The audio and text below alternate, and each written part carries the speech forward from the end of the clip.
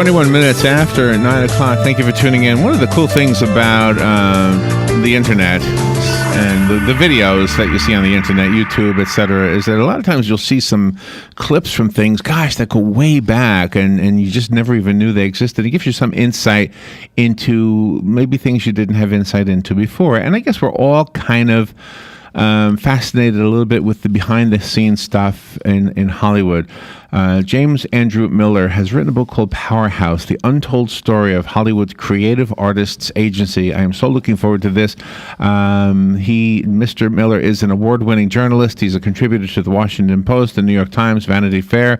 I guess you get the picture. I'm just trying to flash a few credentials to impress you. Oh, yeah. And so I'm looking forward to this. James Andrew Miller, I'm a little bit starstruck by all this kind of stuff. Good morning, James. How are you? Good morning. Thanks for having me. Oh, you're welcome. Where are you calling from? Pennsylvania. Pennsylvania. And you have this interest in Hollywood, huh? I know. I can't help it. What is the Creative Artists Agency? What is that?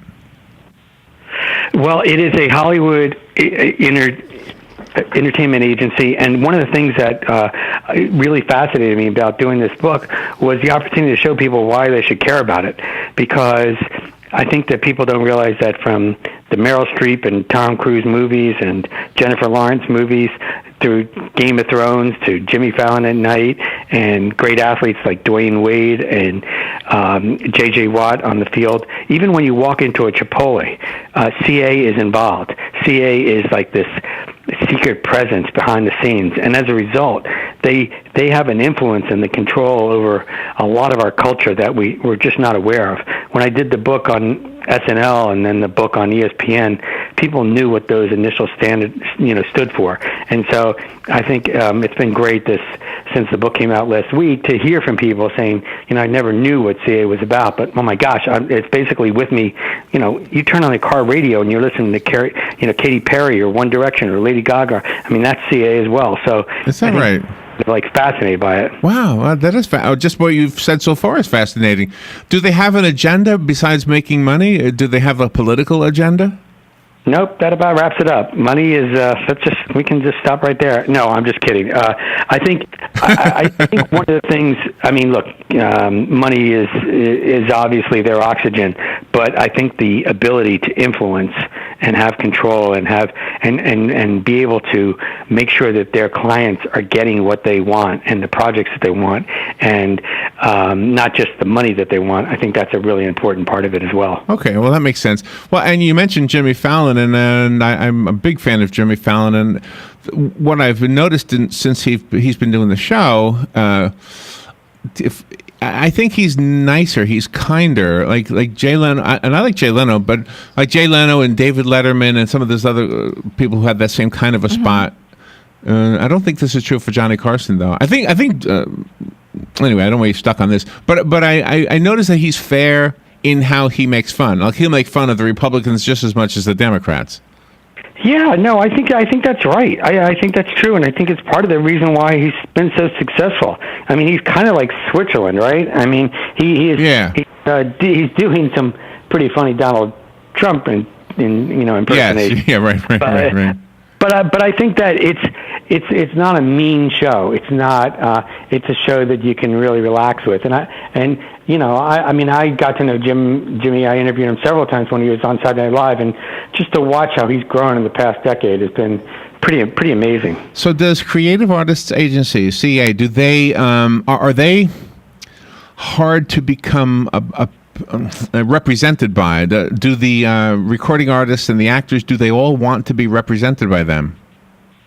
Well, I mean, look, there are other agencies in town, and I'm sure there are happy clients at the other agencies. But this has been for 40 years one of the biggest. Well, it's been the most dominant agency, and so as a result, you have a lot of people who want to be represented there. I mean, right now, George Clooney and Brad Pitt and Jennifer Lawrence, and I mean, so many other people, Meryl Streep, and that's just in movies. So I was pretty blown away. Even in the sports, they just started sports in 2006, and they have a huge roster of clients that come through there. So it is a very, very successful place.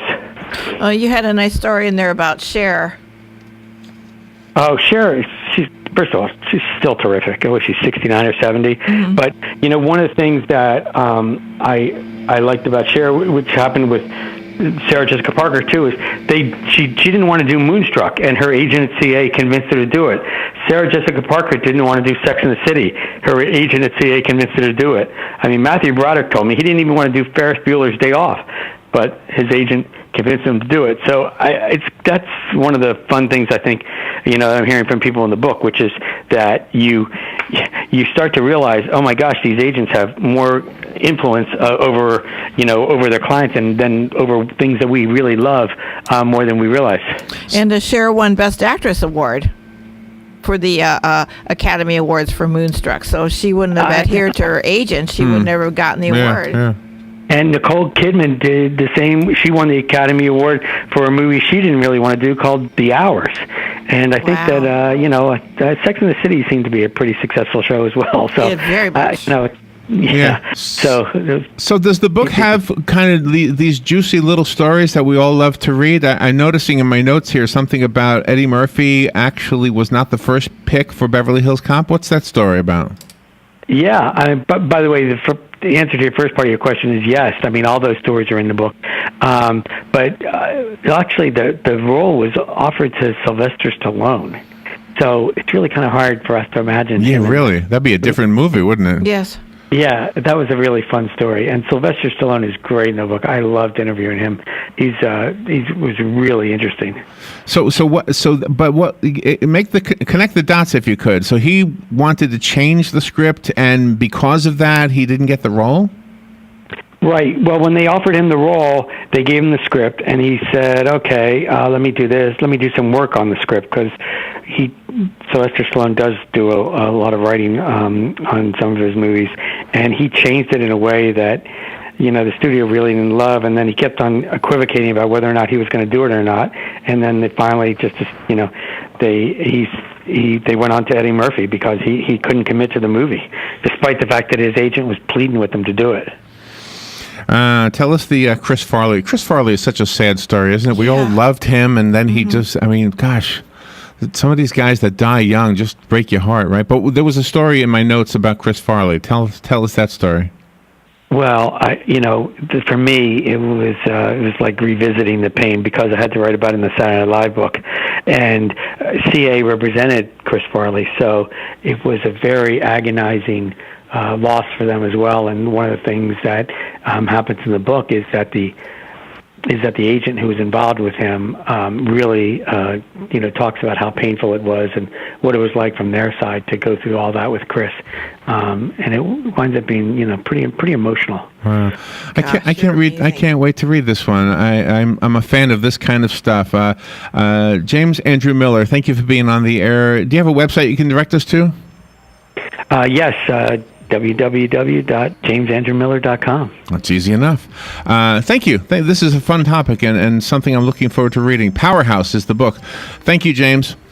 Thanks for having me. All right, we will be right back.